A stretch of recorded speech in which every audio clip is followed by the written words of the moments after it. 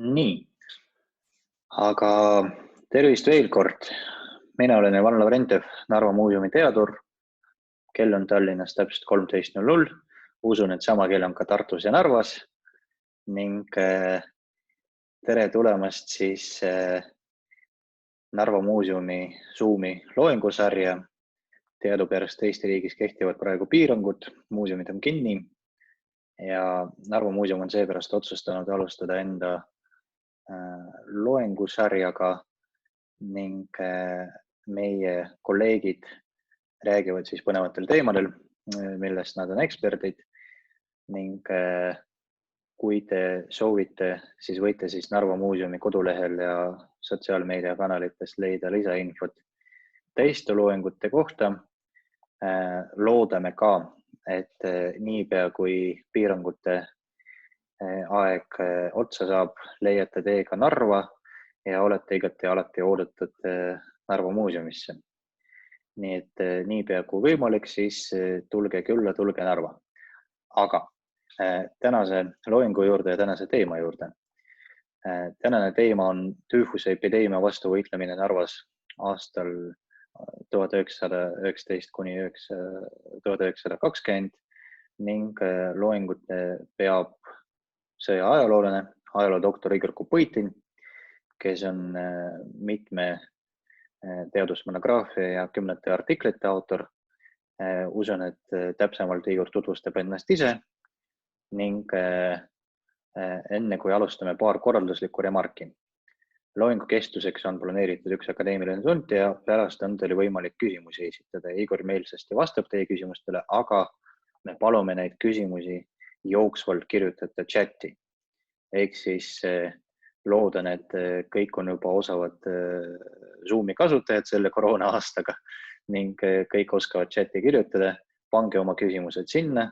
Pärast loengu lõpus loen neid Igorile ette ja Igor siis vastab küsimustele ja lõpetame kell 14:00 ning loeng on kahes osas. Homme kell 6 õhtul kell 18:00 toimub teine osa ja selle linki ma panin ka just meie ühisvestlusesse, nii et saate ka sinna piletit soetada. Aga minu poolt aitäh ja palun Igor Kopõitin. Aitäh, Ivan, aitäh väga hea sisuga sissejuhatuse eest.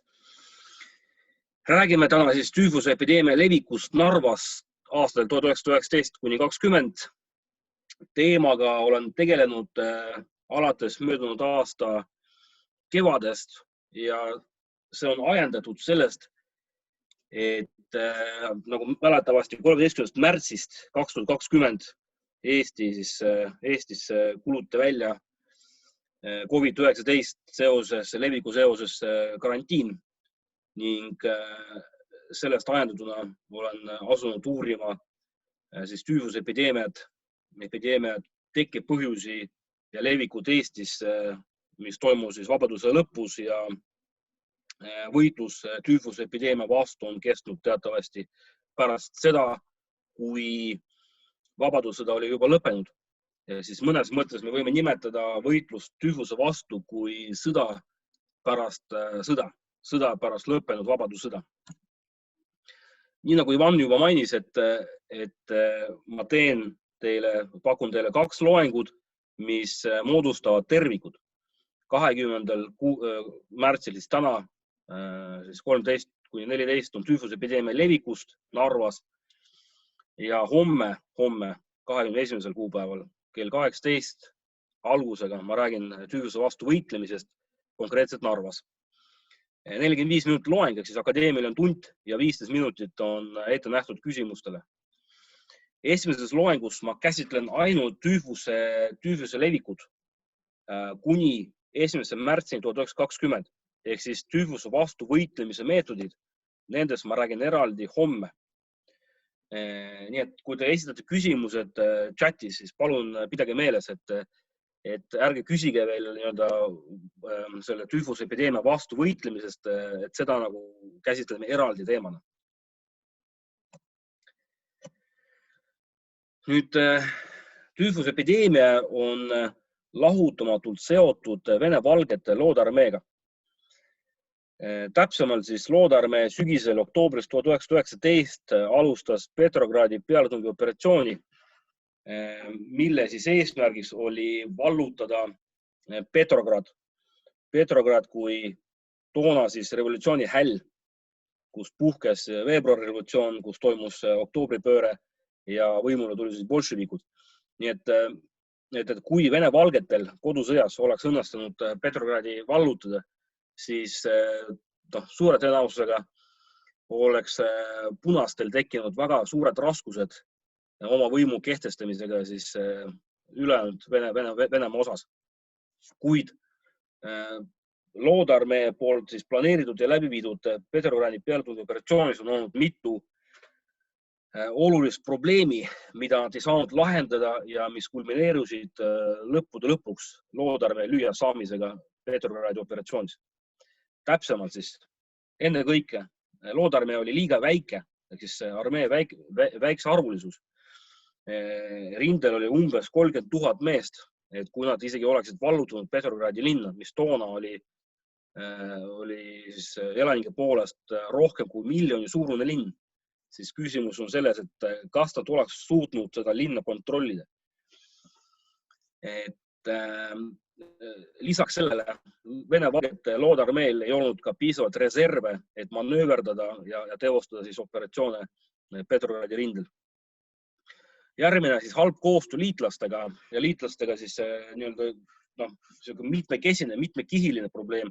Liitlaste all ma mõtlen siin ennekõike siis Suurbritanniad ja ka Eestit.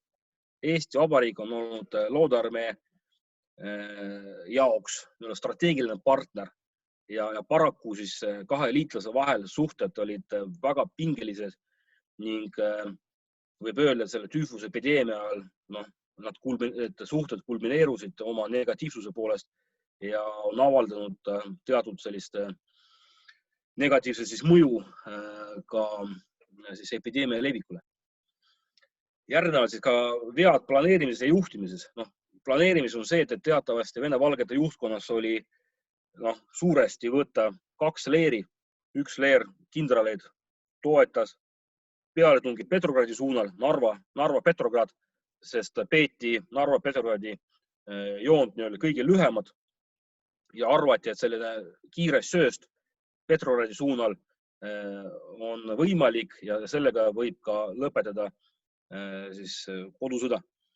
Teine kindralite leer Vene-Valgete poolel Loode-Venemaal arvasid, et Vene-Valgete loodearmee ei ole võimeline vallutama Petrogradi, sellepärast nad arvasid, et oleks otstarbekam koondada jõud Pihkva suunale. Nii et sellised rivaalitsemine juhtkonna vahel on mõjutanud kindlasti seda operatsiooni edukust. Ebapiisav varustamine, mis on oluline võib-olla meie siin tüüfusepideemia kontekstis, et kuigi Suurbritannia on siis toetanud loodearmeed väga suurel arvul toodi siis loodearmeele või tarniti siis Suurbritanniast riidevarustust, relvastust, siis miskipärast varustus rindeni ei jõudnud, et rindesõduritel ikkagi oli napis riidevarustusest. Kõige paremat kraami on saanud reeglina Tagalas, siis Narvas ja Tallinnas olnud viibinud Vene-Valgete ohvitserid. Ja lõpuks ka kehv Tagala meditsiiniteenistuse korraldamine. Tagala probleemide all ma mõtlen ennekõike korruptsiooni, mis õõnestas seest poolt loodearmee struktuure. Tagala asutuste ülerahvastatus, ehk siis kui rindel oli siis võitlejad vähe, siis Narvas ja Tallinnas oli päris sageli võimalik näha Vene-Valgete ohvitsere, kes justkui siis kasutasid võimalust rindeteenistusest kõrvale hiilida. Ja oluliseks võib pidada ka raviasutuste väikest arvu. Et siis, kui epideemia juba algas detsembris 1919, hakkas loodearmee formeerima 2 hospitali juurde, aga nende hospitalide olemas olnud hospitalide lazaretide arv ei olnud piisav selleks, et võidelda sellise laiaulatusliku siis või mastaapse epideemia vastu, nagu selleks on olnud tüüfus 1919 lõpus, 1920 algus. Siin on siis see pilt, venekeelne kaart, Nõukogude Liidu aegne veel, et ta näitab, ütleme skemaatiliselt seda Loodarmäe tegevuse sõjateatrid. Ehk siis sisuliselt me näeme siin skeemil, tähelepanu skeemile nüüd, et Eesti piiri ja Petrogradi vahel oli see ala, kus Loodarmäe tegutses, kui vene-valged ei suutnud, ütleme niimoodi, et nad oktoobri lõpuks jõudsid nii lähedale Petrogradile, et binoklitest juba nähtud Püha Isaaki katedraali kupleid. Aga kuna jõude oli vähe ning Punaarmee, 15. armee siit lõunast ohustas vene-valgede jõud Petrogradi all siis haarata ja ümber piirata, hävitada. Sellepärast oli võetud otsus novembris 1919 alustada taandumist. Taandumine oli päris hoogne ning lõpuks vene-valged koondusid siin Luuga jõele, anti ära Jamburg, Luuga ja Plussa ning Narva jõe vahelisel alal. Et selline kitsas riba, see Oudova, nagu Tohv tänapäeval, Oudova, Narva vahel, see Plussa ja Narva jõgi oli see koht, kus Loodarmäe väemassid ja sõjapõgenikud olid siis koondunud. Nad ei saanud kohe ületada Eesti Vabariigi piiri, kuigi piir ei olnud veel ametlikult kehtestatud, siis tegelikult piirivalve, Eesti piirivalve üksused olid juba seal positsioonidel, nemad ei lubanud vene-valgedel ületada ilma loata piiri. Detsembris 1919 see kokkulepe oli saavutatud vene-valgede ja Eesti vahel, kus osad nagu siis demoraliseerunud, laostunud Vene armee, Loodarmäe üksused lubati üle piiri, kuid neilt võeti relvad ära, ehk siis toimus Loodarmäe desarmeerimine. Aga see aeg, see lühike aeg, ütleme mõned nädalad, kui need massid olid koondatud siia Plussa Narva jõe vahele, see oli selline soodne nagu hetk või olukord tüüfusepideemia siis levikuks. Ja miks siis vene-valgeid ei lubatud nüüd üle piiri, siis probleem võib olla kas selles, et Eesti Vabariigi ja Loodarmäe ja üldse vene-valgede omavahelised suhted ei olnud väga head. Teatavasti vene-valgede seas on olnud rida kindraleid ja ohvitsere, kes ei varjanud oma vaenulikku suhtumist Eesti Vabariiki. Vene-valged kodusõjas sõdisid ühtse jagamatu Venemaa eest ja sellel ei olnud kohta siis kunagise Vene tsaaririigi ääremaadel tekkinud vabariikide nagu Eesti, Läti, Leedu, Poola, Soome, Gruusia, Ukraina ja teised. Sellepärast oli toimunud selline nagu vaenulik suhtumine, et arvati, et nad kasutavad Eesti abi ja see on ajutine nähtus, kui Petrograd vallutatakse, siis pööratakse täägid, tehakse marss Tallinna peale ja tehakse Eesti Vabariigi lõpp. Eesti Vabariik justkui nagu nende jaoks kartulivabariik, sest valgete arvates ei olnud mitte midagi muud Eestil peale kartulit. Et sellised sõnavõtud muidugi, ütleme, kõik need meeleolud, mis olid Loodarmäes levinud, Eesti luure ja vastuluure on kogunud ning teavitati sellest Eesti esimese jalaväediviisi ülemalt kindral Tõnissoni, ülemjuhataja kindral Laidoneri. Nii et Eesti juhtkond oli teadlik sellest ja lõppkokkuvõttes see tekitas siis eestlaste sellist ettevaatlikku suhtumist vene-valgetesse. Et nii nagu siin karikatuur näitab, eks ole, et vene-valgetes eestlased nägid enne kõike seda tagurlikku reaktsioonilist sellist jõudu, kes soovis taastada Venemaal vana korda ja sellepärast, ütleme, eestlaste jaoks mõnes mõttes isegi võib-olla ei olnudki vahet, kas Venemaa on valge või punane, igal juhul see suhtumine Eestisse ei olnud nagu sõbralik. Nüüd, kuidas tüüfus levis Loodarmäes lühidalt? See, et selle tekke põhjused on ebaselged. Kas nakatumine toimus või on tulnud siis üle tulnud või vangi võetud punarmeelastelt. või siis trofee siis varustusest, mida on saadud Punaarmeelt. Teatavasti, nii kui ma ütlesin, et varustust Vene-valgetel ei olnud piisaval arvul, siis nad kasutasid kõik, mis kätte saadi. Lisaks suur koosseis, arvuline koosseis Loodarmee sõduritest olid endised punaarmeelased, isegi need vangi võetud punaväelasi sisuliselt poolvägisid nagu pandi Vene-valgete lippude alla ja kästi neil sõdida punaste vastu. Nagu üldteada on, et toona Venemaal erinevad nakkusepideemiad olid üsna palju levinud ja nende seas ka tüüfus.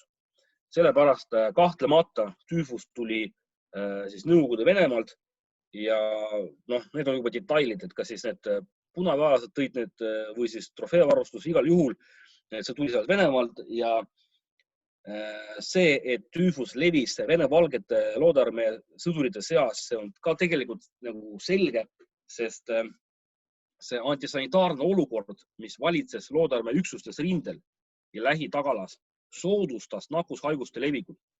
Peab teadma seda, et mitte ainult tüüfuse epideemia oli Vene-valgete kallal oma tööd teinud, vaid oli ka düsenteeria näiteks nakkushaigusena, mis oli levinud loodarmeelaste seas.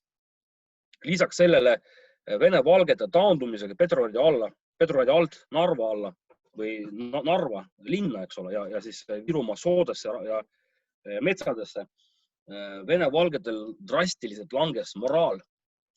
Ja sellega kaasnesid sellised nähtused nagu kasarmutes ja väeosades oli igal pool mustus, inimeste, loomade väljaheited, täid hakkasid levima, nii et sõdurid hakkasid haigestuma. Ehk siis täid kandsid üle ühe inimese kehal teisele siis tüüfust ja haiged olid koos tervete sõduritena siis väeosades, kaevikes, positsioonidel, seal nendes barakkides.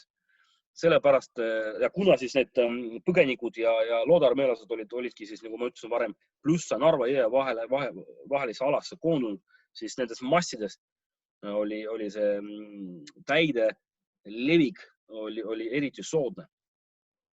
Ja kui nüüd ütleme, et Vene-valgetel oli halb varustus, siis seda on vähe öelda. Paljud Loodarmee sõdurid ei saanud vahetada pesu nii, et mälestuste kohaselt mõnikord kanti siis aluspesu või riidet nii kaua, kui ta kõdunes seljas.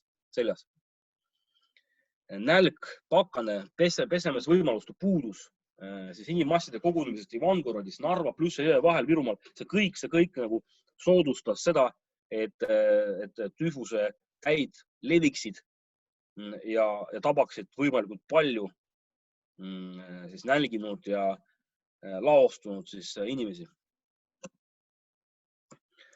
Võib öelda, et detsembri lõpp, jaanuari algus, siis 1919-1920 aasta vahetus, et selleks ajaks Narvast oli saanud tüüfuse pealinn Eestis. Narvas teatavasti oli Loodarmee, olid koondatud Narva, Loodarmee, tagala ja meditsiiniasutused, lisaks sellele ka juhtimiskeskused. Siis Eesti ajalooste hinnangul, ennekõike siis Reigo Rosenthal, Eesti ajaloolane kirjutab, et detsembris 1919 oli Narvas umbes 15 000 sõjaväelast, Loodarmee sõjaväelast, lisaks eestlastele. Ja pooled loodarmeelastest olid tüüfuse haiged, pooled. Et täpselt statistikat ei ole, seda ei ole mitte kunagi tehtud. Või ütleme niimoodi, statistikat hakati tegema alates 1. märts 1920, kui algas tõsine selline võitlus tüüfuse vastu. Et enne 1. märtsi 1920 ei tehtud statistikat, sellepärast täpselt ei tea, kui palju need on olnud. Et need on kõik arvud sellised nagu väga umbkaudsed, et kui palju siis tegelikult oli haiged. Nüüd aga arvatakse jah, et 15 000 pooled võisid olla nagu nakatunud. Nüüd Loodarmee raviasutustes personal jooksis laiali või ise langesid tüüfusest tabatuna. Ja kuna haigetel ei olnud raviasutustes kohta, et seetõttu siis paljud haiged jäidki väeosadesse või hulkusid mööda Narva tänavaid nakatasid aina rohkem inimesi. Siis võib-olla lisaks veel peab ütlema, et need Loodarmee hospitalis, laatsaretid, mis olid Narvas, et nad paiknesid enamasti Ivangorodis, Borussinkal ja Eesti sõjaväe juhtkond, Eesti võimud igati on soosinud seda, et Vene valgeid Narvas hoida teisel pool Narva jõge, et siis nad enamasti oleksidki Ivangorodi eeslinnas. Aga päris nii ei saanud teha, seda on üritatud juba teha siis suve lõpus 1919, septembris 1919, aga paraku siis jah, et eestlastel ei õnnestunud kõike siis Vene valgeid koondada või tänapäeva Narvast siis välja viia need väeosad, et osad ikkagi loodarmeelaste üksused olid paiknenud tänapäeva Narvas ja mõned laatsaretid olid isegi Narva kesklinnas. Et need ruumid, mis olid loodarmeelaste jaoks laasaristeks võetud ja hospitaliks, need tihtipeale ei sobinud. Aga sellest ma räägin natuke hiljem. Nüüd lisaks sellele, et kuidas see tüüfus nüüd levis, oli ka seotud sellega, et Ivangorodi eeslinnas, Ivangorodi kindluses täpsemalt, algas hobuste taud. Ivangorodi kindluses oli toona oli siis paiknenud Loodarmee hobuse laatsared ja see taud, mis seal algas, see kulmineerus nagu sellisena, et hobuse korjused mälestuste dokumendi kohaselt olid vedelesid igal pool Ivangorodi linnuses, Narva Oudava maanteel, maantee ääres, et see kõik nagu levitas siis vastavad siis bakterid, sellist ebameeldivat lõhna ja see kõik nagu soodustas jällegi nagu siis nakkushaiguste levikut. Eesti siis Narva sõjavõimud kehtestasid jaanuaris 1920 karantiini. Narvas karantiin ei olnud nii range kui Tallinnas. Selles mõttes nagu Narva karantiin oli range, et liikumine Ivangorodist Narva, ehk siis üle Narva jõe, need sillad, et selleks oli vaja selget läbipääsu luba. Kui luba ei olnud, siis kedagi ei lastud läbi. Järgmine siis oli kehtestatud komandanditund, see kellaaeg nagu muutus, aga komandanditund liikumine oli siis öösel keelatud ning igaühelt nõuti elukoha järgselt sissekirjutust. Dokumendi kontrolliti, patrull võis kontrollida ja sellega siis reguleeriti masside liikumist Narva linnas. Ja üldiselt jah, et märtsiks, et ikkagi nagu ütleme, märtsiks 2020, et suurem osa endise Loodarmee siis nagu koosseisust, need ikkagi lõppude lõpuks koondati Borussinkale.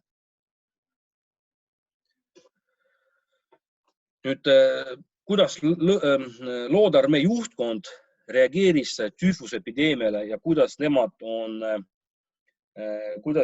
on siis, milliseid korraldusi nad on andnud.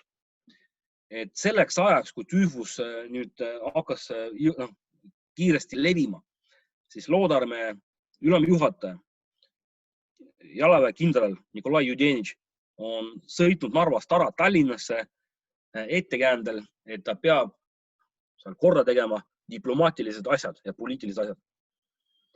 Sellepärast ta jättis enda eest siis nagu, või sisuliselt nagu Pöötor von Glasenapp oli tema asetäitja, kes hakkas juhtima Loodarmeed ja mingi aeg teda ka määrati Loodarmee siis juhatajaks.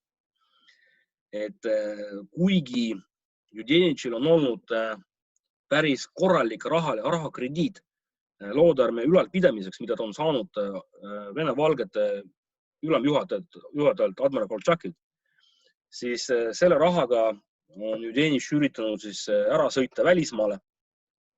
Eesti võimud on teatavasti takistanud Judenitšil ära sõitu ja nõudsid Judenitšilt anda see raha välja Eesti Vabariigile, et võidelda tüüfusepideemia vastu.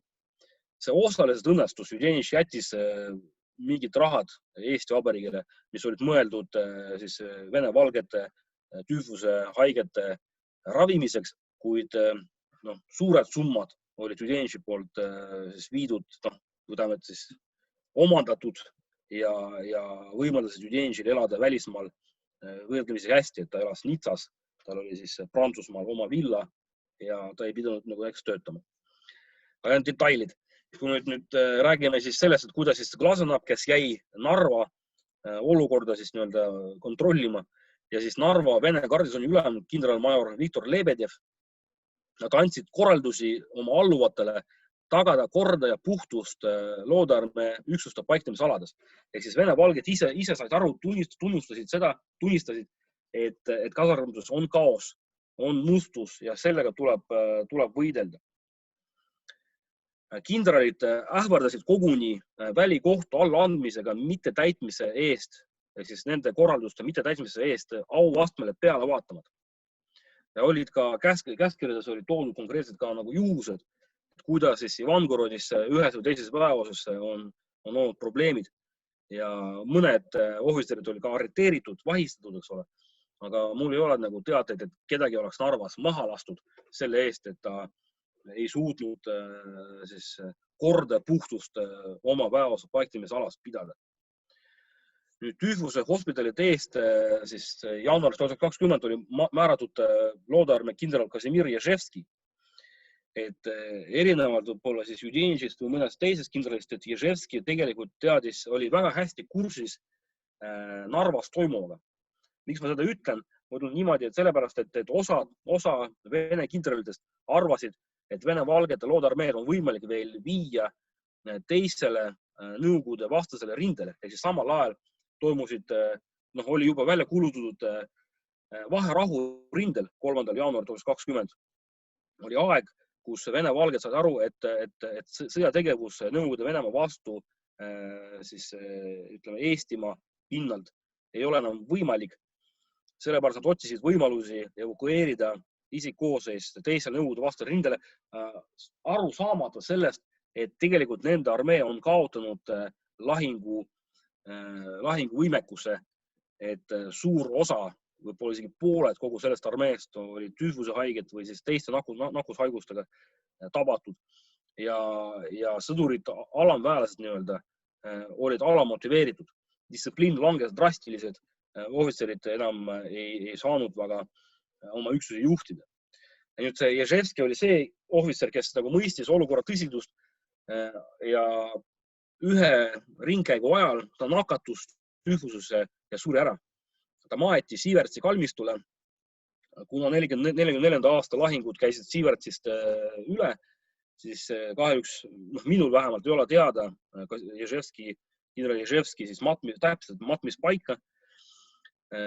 Tema lesk oli elanud siis Tallinnas, ta pöördus siis Ratsaväe kindral Pavel Krasnovi kaudu Eesti ülemjuhataja kindral Laidari poole palvega Ježevski siis surnukeha toimetada Narvast raudteel Tallinnasse ja matta siis maha Aleksandr Nevski ehk siis kesklinna kalmistule Tallinnas. Kuid Laidar nagu keelas arusaadaval põhjusel, et tüüfuses nakatanu siis surnukeha vedamine raudteel Tallinnasse ei ole igati mõistlik ning lubas ainult Ježevski lesel viibida siis matmistel ning matmisel pidid olema ainult nii-öelda siis lesk ja siis matmiskomando esindajad ja vaimulik, et ei lubatud karantiini tõttu ka koguneda isegi inimeste siis ära saatmiseks. Nüüd, milline siis valitses olukord loodearmee raviasutustes? Kõigepealt peaks rääkima sellest, et oli totaalne personalipuudus. Halastusõed ei tulnud enam tööle, sest nad kartsid nakatuda tüüfusesse.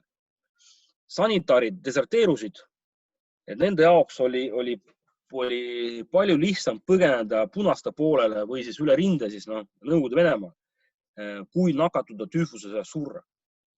Arstid ja see vähenenud personal, kes jäi paigale, kes jäi kohale, ise tasapisi nakatusid ja langesid tüüfusest tabatuna. Nüüd sanitaaride puuduste korvamiseks, et loodearmee juhtkond üritas määrata tagavarapolkude sõdurid.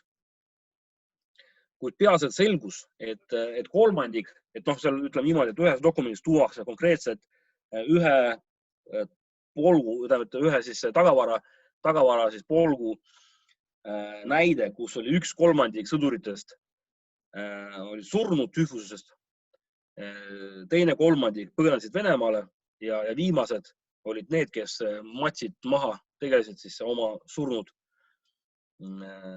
siis teenistuskaaslaste matmisega. Nii et ei olnud võimalik justkui nagu eraldi siis mingid inimesi sanitaarideks. Et on ka mälestuses tulnud läbi selline mõte, et Vene vanemohvitseridele, kindralidel olid naised, oli väidetavalt siis tehtud ka ettepanek Narvas, et ohvitseride naised võiksid tulla halastusõdedeks, kuid seda arusaadaval põhjusel ei võetud omaks, et halastusõed ohvitseride naised ei olnud nagu valmis riskima oma eluga. Ühtlasi ka Vene ohvitseride suhtumine oma haigetesse on olnud selline küsimusi tekitav. Siis dokumendidest loeb välja selliseid olukordi, kus otse Eesti ülemjuhataja käsul, kindralleitnandi käsul hakati jaanuaris 1920 kinni püüdma juhuslikke loodarmee ohvitsere ja sõdureid Narvas ja neid suunama siis laaseretidesse sanitaarideks. Osa nendest Narvas kinni peetud loodarmeelastest toimetati Tallinnasse 91. jalaväepolgu siis kasarmusse, mis on praegu Juhkentalis, on see sidepataljon, kus praegu asub. Ja sealt need toimetati Kopli barakkidesse, et nad saaksid, et nad oleksid seal et nad tegeleksid seal oma sõduritega sanitaaride rollis. Ohvitserid ja terved sõdurid protestisid, nad olid täielikult vastu, nad ei tahtnud minna tüüfuse barakkidesse ja siis tekkiski nagu küsimus, et kui armee ei suuda oma haigete eest nagu hoolt kanda, et kes siis seda peab tegema. Nüüd, kui me tuleme Narva juurde tagasi, siis enamasti siis paiknesid, nagu ma rääkisin juba eelnevalt, et enamasti Vene hospitali laaserid olid siis Parošinkal, eks ole, purjevabriku, liinavabriku ja Kalevivabriku barakkides. Tööliste barakid, nad esialgu olid klaasidega, aknad ees, kuid tüüfuse haiged siis palaviku hoos hakkasid määratsema, nad peksid siis barakkides klaasid katki, mis tõttu need aknad kaeti tekkidega või löödi kinni laudadega. Seetõttu mingit valgust enam ei olnud seal ruumides. Need olid poolpimedad sellised ruumid. Üks burzuika ahi oli siis ruumis ühes nurgas ja kuna need barakid olid või tööstus, need tsehhid olid nii suured, et üks burzuika või paar burzuikat suure tsehhi või ruumi nagu siis soojustamiseks ei olnud piisav vahend.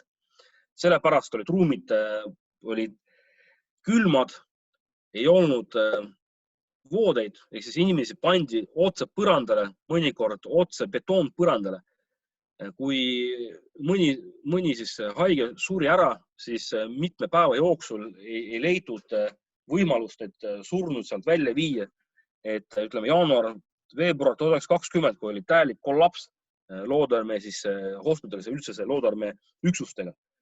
Et siis see kõik kulmineerus sellest, et olidki surnud ja siis haiged segamini, haiged, kes olid lamavad, ei saanud käia tualetis, kõik väljaheited, nad käisid kunagi enda alla.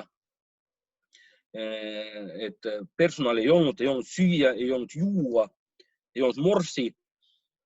Küll aga nende barakkide ümber käisid kohalikud jooksupoisid, kes olid nõus tooma sõduritele siis kruusitäie lund ja selle eest nii mõnigi loodarmeelane oli nõus maksma raha.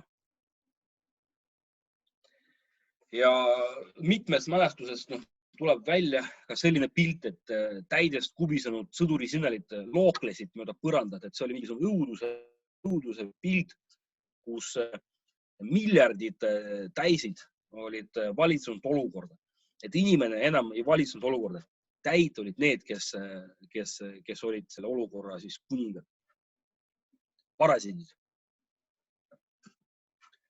Sellel pildil on näha, et kuidas nägi välja siis ilmselt üks selline majutusbarakk, et väga tihedalt koos omavahel, nagu näete siin sõdurid, et narrid ei ole kõigile siis ette nähtud või siis kõikidel ei ole voodikohta, et põrandal lihtsalt segamini.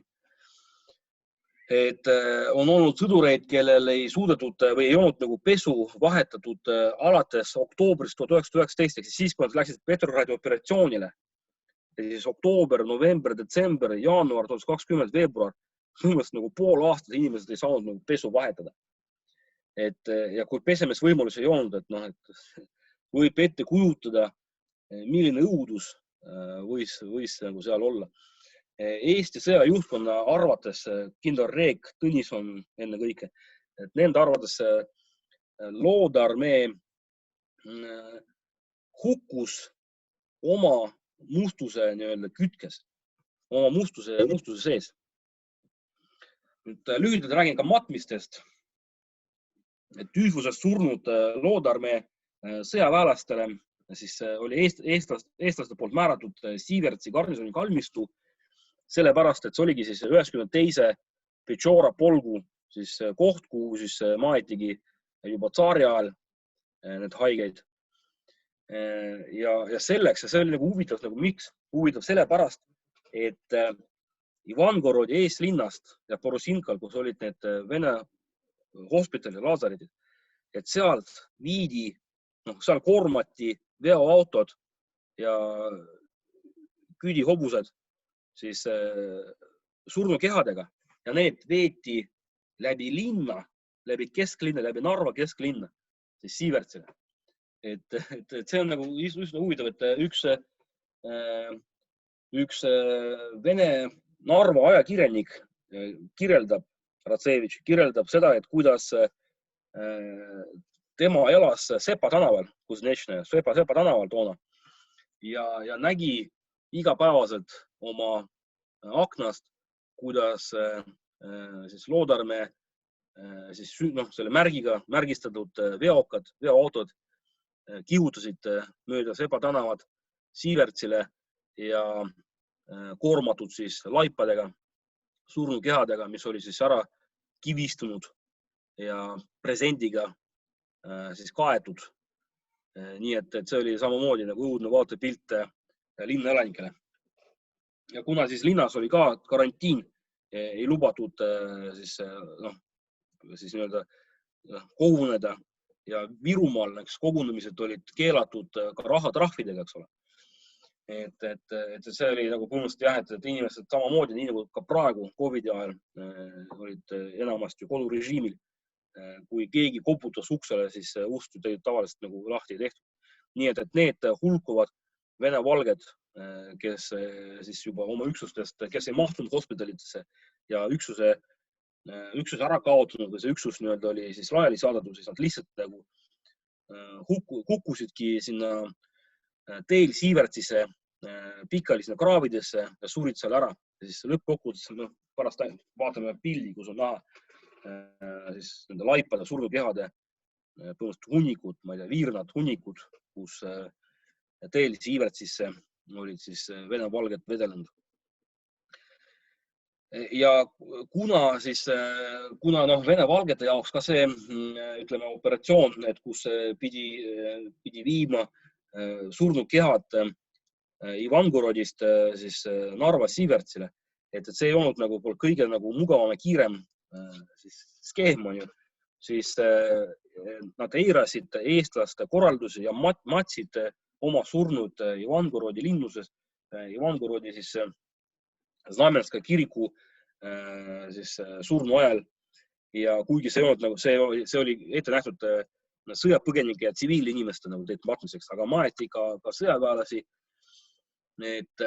kusjuures need maeti kiiruga mitte väga sügavale, mis tõttu tekkis jällegi nagu see oht, et sinna mitte väga sügavale kergelt siis mullaga kaetud surnukehad, et nad hakkavad levitama edasi siis tüüfust, mis on nagu siis ohtlik, eks ole. Virumaal heideti laibad sohu. Nii et täpselt ei tea nagu, et ütle see aeg detsember 1919 kuni 1. märts 1920 nagu. Et sisuliselt on nagu loetamatu arv, et Vene valged on nagu surnud. Nüüd ja lisaks sellele matmiskomandod ei täitnud oma ülesanded hoolega, nii nagu ma ütlesin, nagu, et Tallinnas näiteks Koplis matmiskomando ülem on isegi põgenenud, kuigi Koplis oli põgeneda eriti keeruline, eriti raske, siis ka isegi sedasi tehtud, et kõik teha selleks, et mitte ise nakatuda ja mitte surra tüüfusest. Küll Eesti võimud olid Narvas soodustanud siis tüüfuse haigete siis nagu liikumist üle piiri Nõukogude Venemaale. Ehk siis, kuna vaherahu kehtis on ju ja hiljem ka Tartu rahu siis 2. veebruar 1920, et siis okastraattõkke, et kui oli vaja, kui keegi tahti, siis tehti see lahti, mingi dokumenti nõudnud ja need Vene valged lihtsalt nagu lubati üle vana rindejoone. Et mingid seal kontrolltõendid ei olnud. Küll aga nõuti siis täidest puhtuse tõendi nendelt, kes sõitsid Virumaalt välja, Narvast ja Virumaalt. Nende jaoks oli tehtud ka karantiinitsoonid ja oli päris palju sellised valged, kes tahtsid emigreeruda nagu Lätti, Poolasse, Poola kaudu siis kindral Wrangeli juurde. Et neid hoiti siis Pärnus 2 nädalat oli karantiin 14 päeva ja nendel igaühel pidi olema kaasas siis tervisetõend. Aga Nõukogude Venemaale mineku suhtes, et sellised tõendid ei nõudnud. Pigem Eesti nagu soodustas või oli nagu poolt, et mida rohkem venelasi läheb ära Venemaale, seda lihtsam siis Eestile on. Nii, see on see kuulus pilt, kus siis teel Siivertsile on laibad siis vasakule paremale pool teed. Et see on selline nagu õudne vaatepilt. Teatavasti Loodearmeest ei ole palju pilte jäänud, nii et iga pilt on nagu kulla väärt. Ja see annab edasi seda olukorda, keskkonda, et mis siis nagu valitses toona Narvas 20 aasta algul. Ja siin on see foto, mis tehtud, täpselt ei tea, kas Kalevi vabrik või liinavabrik, aga igal juhul on Vangurodis, ma arvan. Ja need on need Loodearmeed märgistatud, et veoautod, mida siis ajakirjanik Stepan Artsevitš nagu kirjeldas oma mälestustes ja mis sõitsid seal läbi Narva vana linna Siivertsile ja mis olid koormatud nende laipadega.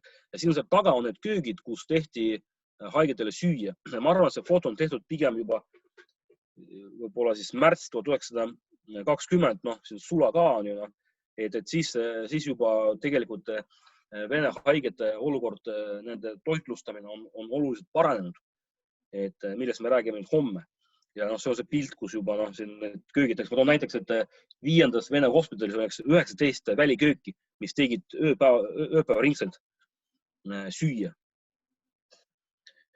Ja see on see foto siis matmisest on ju, et oli üpris raske nagu leida siis inimesi, kes oleksid nõus matmistega tegeleda. Nüüd kokkuvõtteks tahan öelda, et olukord läks eriti hulluks, kui 22. jaanuar 2020 ametlikult likvideeriti Loodearmee. Siis olukord tüüfusega täielikult väljus kontrolli alt. Oli loodud siis Loodearmee põhjal 2 komisjoni, likvideerimiskomisjon ja sanitaarkomisjon. Sanitaarkomisjon pidi tegelema tüüfuse vastu võitlemisega, aga nad paraku ei saanud seda teha. Tüüfus ähvardas üle kanduda Eesti sõduritele ja tsiviilelanikele nakatada neid ja levida üle kogu riigi. Sellepärast pidi vastu võtma väga otsustavat meetmed tüüfuse vastu võitlemiseks, et kaitsta siis Eesti elanike selle väga ohtliku nakkushaiguse vastu. Sellega ma lõpetaks oma siis loengu esimest osa ja meeleldi vastan teie küsimustele. Aitäh! Ja aitäh, Igor!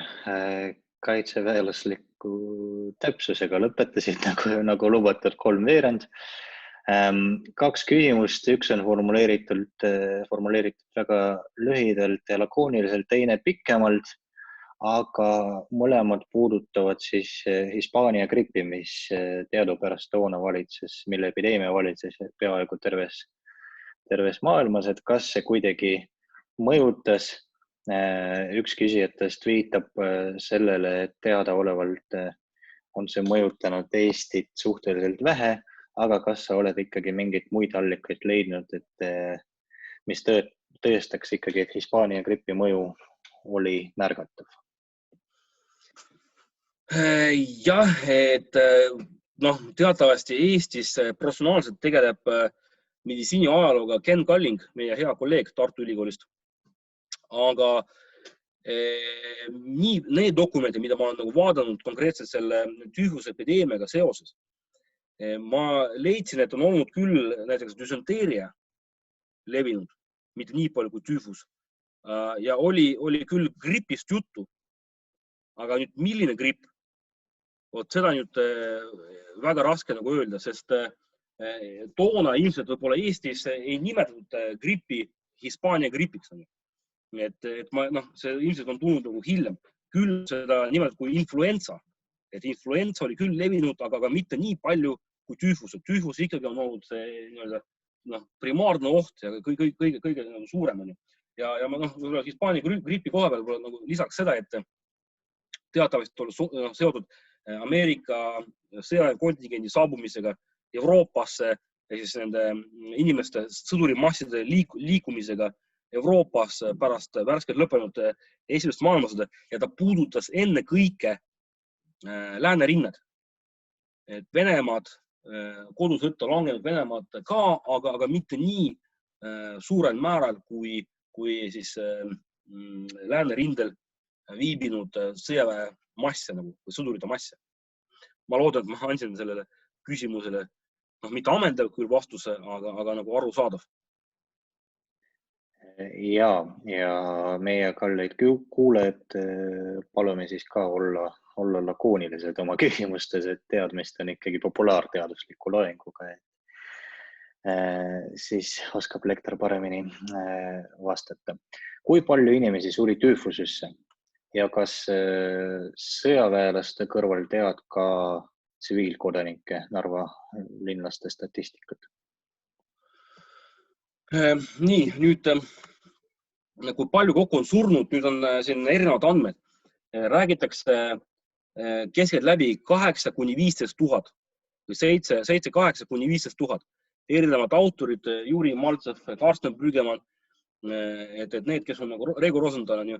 Ja siin on erinevad andmed, et täpselt ma arvan, ei ole võimalik, mitte kunagi ei ole võimalik välja selgitada täpselt arvu, kui palju on tüüfuse surnud, sest detsember 1919 kuni 1. märts 2020 ei ole kokku loetud need, kui palju on need surnud. Ja ma siin vahepeal veel lugesin ka ühte küsimust chatist, kus on nii, see on päris pikk küsimus, eks ole, et kus räägisid Eesti Punasest Ristist ja sõjatervishoiu valitsuse säilikutega. See käis Hispaania gripi kohta, jah? Ja, okei, selge. Et lihtsalt tõesti nii pikad, et on väga raske okei, sellele ma siis vastasin, jah. Nii. Ja, siis on järgmine küsimus, et mainisid episoodi, kus surnuid heiditi sohu. Kus see piirkond täpsemalt asub ja kui suur see oli, see piirkond Virumaal? Ja kas on teada teisi paiku peale Narva, kus siis oli nii palju haigeid? No Narva all on mõeldud siis ka Jaanilinna.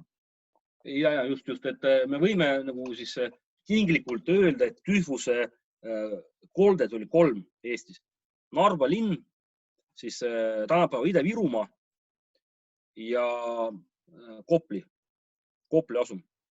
Et need olid 3 tüüfuse haiguse kollet ja vastavalt sellele siis oli niimoodi, et olid siis nagu tehtud ka nagu siis karantiinitsoonid. Et Narva oli eraldi sisuliselt karantiinitsoon, kus oli esimese diviisi arst, hilisem sanitaarkindral Martin Jervan. Tema oli see, kes vastutas selle nagu Narvas selle karantiini eest. Järgmine siis oli Virumaa, selle eest vastutas 3. diviis, jalaväediviis. Ja oli siis see karantiin oli seal alates Ranna-Pungerjast, siis Peipsi järve äärest, Ranna-Pungerja, Mäetaguse, siis Sootaguse, Illuka, Kuremäe ja siis sealt läheb kuni raudteeni välja ja pikki raudteed kuni Soldino ja Narvani välja.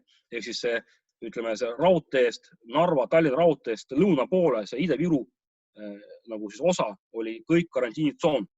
Et seal sees olid keelatud igasugused kogunemised, karantiinitsoonist väljumine oli keelatud, sõjapatrullid ja need vene-valgete siis sõdurimassid ja põgenikud, need koondati sinna Kuremäe metsadesse, Kuremäe kloostri ümber, siis Mäetaguse, lisaks ka veel Aseri tsemendivabrik ja mõned kohad veel siis selles Illuka vallas on olnud, aga need arvulised, ütleme niimoodi, et kui nüüd hiljem räägime tüüfuse vastu võitlemisest, siis tegelikult tundub, et ikkagi põhirõhk on olnud nagu Narva ja Kopli, mitte nagu Virumaa. Kuigi Virumaal olid ka üsna massid koondatud ja seal need ohvreid minu arust üldse nagu väga raske oli lugeda, et mõned pildid on säilinud, kus on näha, kuidas Kuremäe piirkonnas vene-valged sõdurid demoraliseerunud, tegid süüa, tegid endale onnid, sest seal olid metsad, kus need sõduritel ei lubatud minna küladesse. Nad ei saanud nagu Jõhvi linna minna, sest oli keelatud. Eesti soomusrongid, skautspolgu sõdurid valvasid vene-valged, et nad ei levitaks seda epideemiat. Siis, kuna süüa anti vene-valgetele, neil olid omad varud, anti jahu, seda jahu keedeti vees ja söödi seda. Et see oli nagu päris kohutav. Nii et kolm piirkonda oli kogu, 3 kollet. Narva, Virumaa ja Tallinn. Küsitakse, kas sõjaväelaste kõrval siis, kuidas oli tüüfusega optantide karantiinis? Nüüd sõjapõgenike küsimus on natuke teine, ütleme niimoodi, et sõjapõgenike ravimisega tegelesid Vene Punase Risti laatsaretid. Ja seda küsimust ma ei ole nagu põhjalikult uurinud. Et mulle tundub, et tüüfusest on saanud kannatada kõige rohkem just nimelt Vene loodarmee sõjaväelased, mitte sõjapõgenikud. Sõjapõgenikud on justkui nagu kuidagi vähem kandnud ja põgenike suhtes on toodud välja sellist aspekti, et kui Eesti oleks lubanud sõjapõgenikel ületada vabariigi piiri seal Narva jõejoont varem ja mitte tekitanud olukorda, kus sõjapõgenike massid koondusid pluss Narva jõe vahele metsadesse. Ja siis oleks põgenike vahel epideemia levik poleks olnud nii suur. Aga nüüd ma jään vastusega võlgu, et kui palju need tsiviilinimesi on põgenike nagu siis seast on tüüfusesse surnud. Et nende arvud olid igal juhul, et tundub, et sõjapõgenike seast tüüfuses nakatunud arvud olid palju väiksemad kui sõjaväelastes. Kasutad läbivalt 2 mõistet, milles on nende mõistete vahe? Üks on laatsaret ja teine on hospital. Jah, ütleme niimoodi, et laatsaret on reeglina, kas ta siis väiksem on ju. Hospital on suurem, laatsaret on väiksem. Reeglina siis diviisi juures oli laatsaret ja hospital oli siis kas korpuse või siis armee keskalguses. Ta mahutas ka rohkem haiget. Ta oli suurem personaliga. Räägisid ka sellest, et barakkides ja karantiinis viibivatel sõduritel polnud eriti midagi süüa juua ja paluti siis kohalikel poistel tuua, et küsimus on, kust oli raha? Et kas nad said siis endiselt mingi toetuse? Raha maksti kuni 1. jaanuarini 1920. raha maksti reeglina siis oli niimoodi, et süsteem, et need Loodarmäe väeosad, mis paiknesid või tegutsid Venemaa territooriumil, said Judenkad olid siis Judenitši siis Loodarmäe või Looderinde siis välikassa poolt trükitud raha. Ja sellel mingit nagu, mingit makse võimekust ei olnud, et neid Judenkasid ei tahetud väga võtta, isegi Venemaal mitte rääkimata Eestist. Sellepärast Eestis viibinud sõjaväelastel, loodarmeelastel maksti palka kas pool rahast, pool palgast Eesti markades või siis koguni täielikult Eesti markadega.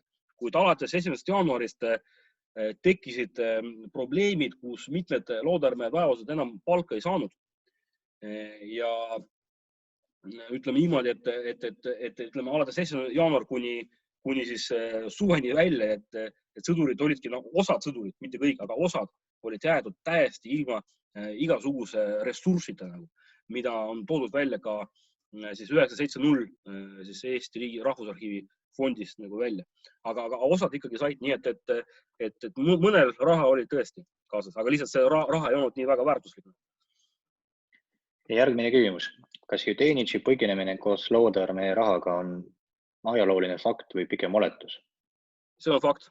See on fakt, et selles mõttes on seda, muidugi see on see, et ma soovitan lugeda Rosenthali raamatut Loodarmäe, et seal on seda kirjutatud ja on ka mälestusi selle kohta, et Eesti riik avaldas survet Judenitšile, et ta loovutaks rahalist ressurssi siis eestlastele selleks, et ravida Loodarmäed, aga Loodarmäe, või Eesti riik sai tegelikult kogu Loodarmäe relvastuse ja varustuse, mis oli mõeldud haigete siis ravikulude katteks.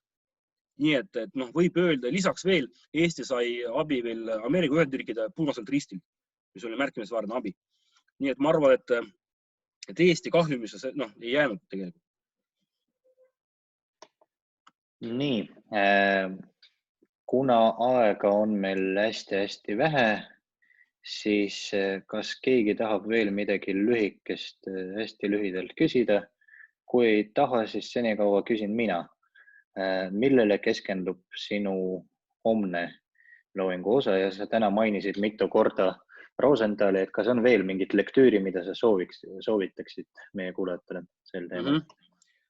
Ütleme, tüüfusepideemiat ei ole otseselt väga hästi uuritud. Meil on uuritud Vene entusiast Juri Maltsev on uurinud epideemiat Loodarmäe ridadest.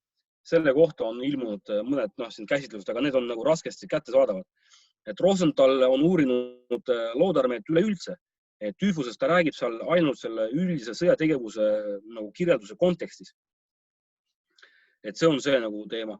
Ja homme ma räägin täpsemalt sellest, kuidas Eesti riik võitles tüüfusepideemia vastu, mis algas sellest Loodarmäe lagunemisest.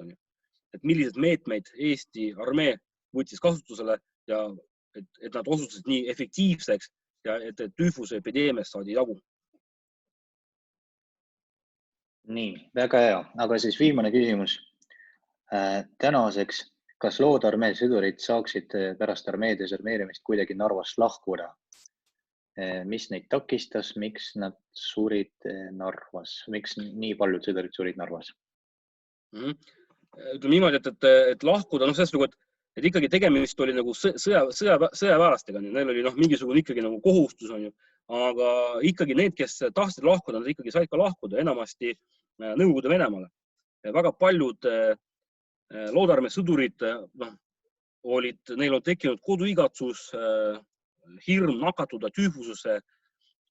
On arhiivis näiteks on ka üks dokument, on Loodarmäelaste kollektiivne kiri ülemjuhatajal Laidonerile, kus on paluvad tal lubada neil Loodarmäe sõduritel minna Venemaale, sest Vene valge kindralid petsid nad vägisi mobiliseerisid või sundisid Punaarmee sõjavange siis teenima Vene valged, et nad ei taha minna teisele Nõukogude vastasele rindele. Nad paluvad härra kindral Laidoneri vabastada neid, lubada Venemaale. Sellepärast suurem osa Vene valgedest on ikkagi läinud Narvast Venemaale. See osa, kes said terveks, et nendest jällegi osa läks Venemaale ja osa liitus tööartellidega, mis tegelesid metsatöödega kevad, suvi, sügis 1920. Et see oli nagu võimalus, kuidas nagu leida elatisraha ja need tööartellid formeerisid samad loodearmee ohvitserid, polkovnik Strelkov-Põtov ja seal teised ja kusjuures tihtipeale ka need endised komandöörid, kes juhtisid lahinguse pärast ka organiseerisid tööartellid, mõnikord ka petsid oma vanu sõdureid rahadega, et maksti vähem palka, eks ole, või jäid hoopiski palgata ja nii edasi. Ja kolmas kategooria olid need, kes läksidki sõdima teise kohta. Tahtsid minna Wrangeli armee koosseisu Lõuna-Venemaal, mis oli nagu üpris keeruline. Nad jõudsid Poolasse ja Poolas nad liitusid niimoodi 3. Vene armeega, mis allus formaalselt kindral Wrangelile, aga tegelikult Boris Savinkovi poliitiline komitee Varssavis oli see poliitiline jõud, kellel oli see relvajõud ja Poola sõjaväega nad sõdisid lühikest aega Nõukogude Venemaa vastu läänerindel, nagu siis tänapäeva Valgevene ja Ukraina territooriumil. Ja veel üks väike kategooria olid Lätist pärit loodarmeelased, et need läksid ka Läti, läbisid karantiinid, kõik need tüüfuse tõendid pidid olema kaasas neil. Et need teemad, mis ma nüüd räägin, ka loodarmeelaste liikumised, need on kõik tegelikult meil teemad, mida olid kaetud möödunud aasta Narva muuseumi konverentsil ja selle põhjal nüüd ilmub siin kevadel Narva muuseumi toimetised, mis täielikult on pühendatud vabadussõja lõpule Narvas 1919-1920. Et suur osa nendest artiklidest puudutavad tüüfusepideemiad ja kuidas Narva nagu siis elanikkond sellega hakkama sai.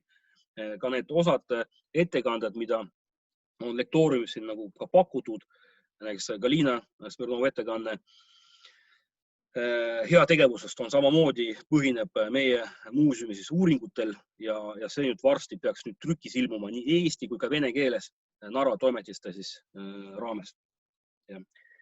Nii, et lühike vastus on siis see, et lektüüri tuleb peagi juurde ja seda loodetavasti ka eesti keeles, et eesti keeles lugejad saavad siis targemaks nendel teemadel. Suur tänu kõigile, kes te küsimusi esitasite.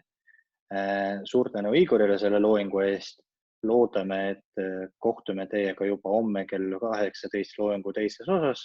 Panin just lingi meie chati.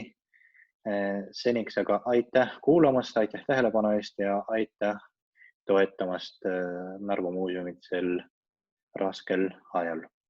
Ilusat päeva jätku ja loodetavasti homseni. Nägemist.